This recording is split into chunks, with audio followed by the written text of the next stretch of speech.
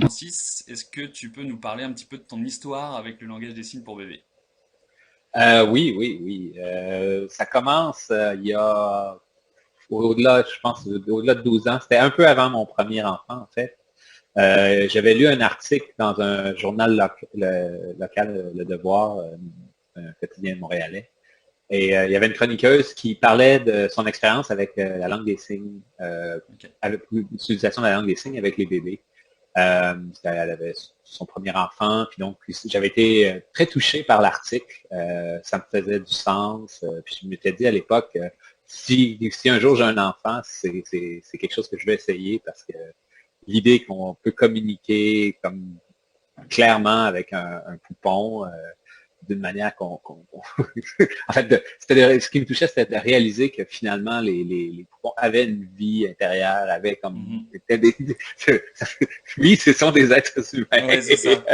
Et Il on faut peut pas juste communiquer manger et avec faire eux. caca. Exactement. Comme, la vieille image d'un bébé, c'est un tube digestif. Là, Ouais. non, c'était... Euh, puis donc j'avais été très touché, puis c'est ça, je m'étais fait une note. Puis quelques années plus tard, je pense 2, 3 ans après, euh, on a eu notre premier, finalement, on a eu un premier enfant, Jules, et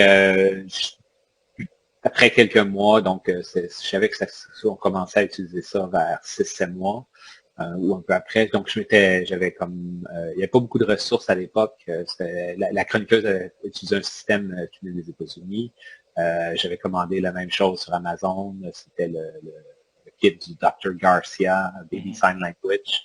Euh, Ma conjointe à l'époque n'était pas trop sûre, mais c'est comme ça venait avec un DVD, puis sur le DVD, tu vois les bébés qui font des signes. Puis, donc là, tout de suite, OK, oui, sinon c'est vrai. Puis c'est ça. Donc, on a commencé à signer avec Jules. Puis après ça, plus tard, on a signé avec les jumeaux, eux aussi. Euh, Puis, beaucoup plus tard, quelques années après, en fait, pendant qu'on signait, il y avait beaucoup d'amis, des connaissances, des collègues avec qui j'en parlais, puis étaient comme, ah oui, c'est intéressant, puis, de savoir comment ça se faisait. Puis, et il y a 4 ans, en fait. Fait que j'ai décidé d'écrire un livre Mhm. sur mon expérience, puis Ok. aussi un livre pratique, euh, orienté vers la pratique. Donc, c'est vraiment orienté vers, OK, c'est quoi la technique, comment pratiquer, pour diffuser ça auprès d'amis et d'autres. Parce à l'époque, il y a 4 ans, il n'y avait pas beaucoup de ressources en français et il n'y en a toujours pas il Ouais. y en a pas tant que ça.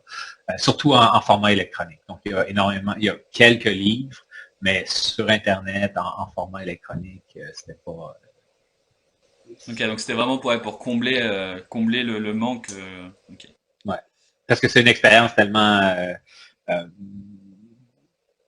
Ça va tellement de soi, en fait, quand on pratique ça, que Alors c'est juste, comme. En fait, j'avais compris, je me suis dit, ça va être quelque chose dans quelques années, ça va être comme, bon, OK, il y a des modes, là, tu sais, c'est comme allaitement, là, on s'est ouais. revenu. Puis, donc, des techniques de base, ça aussi, à mon sens, ça va devenir intégré. On Mhm. en entend un peu plus parler, mais c'est encore très marginal comme pratique. Ouais. Il y a de plus en Donc, plus de c'était crèches. Il y a de plus en plus de crèches qui l'utilisent et justement oui. sur Facebook j'ai partagé une vidéo de Radio-Canada qui avait fait un reportage là-dessus sur une crèche, je sais plus où est-ce qu'elle était la crèche, mais au Québec. Et c'est vrai que ça se démocratise, mais voilà, ça prend un peu de temps et c'est aussi pour ça que nous on a lancé bbblabla.fr pour justement accompagner et faire connaître cette méthode qui est vraiment incroyable quoi.